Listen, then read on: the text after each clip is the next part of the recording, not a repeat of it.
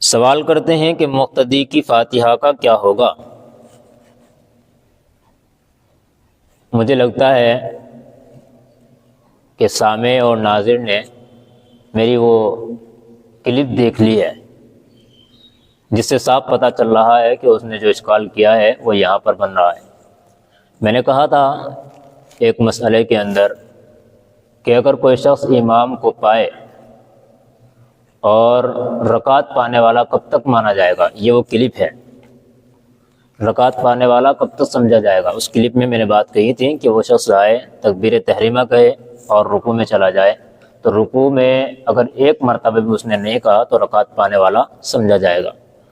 وہاں سے سائل نے سوال اٹھایا ہے اور کہا ہے کہ سورہ فاتحہ کا کیا ہوگا؟ تو جواباً عرض ہے کہ بھائی ہمارے یہاں احناف کے یہاں سورہ فاتحہ مقتدی کے اوپر واجب نہیں ہے۔ مقتدی احناف کے یہاں سورہ فاتحہ نہیں پڑھا کرتا۔ آپ اگر شافعی ہوں تو اس کا مسئلہ ان سے معلوم کریں، ہم سے ہمارے مسائل معلوم کریں۔ ہم الحمدللہ احناف دیوبند کے مسلک سے تعلق رکھنے والے ہیں، احناف سے ہم مربوط ہیں اور انہی کے مسائل پر ہم بات چیت کرتے ہیں۔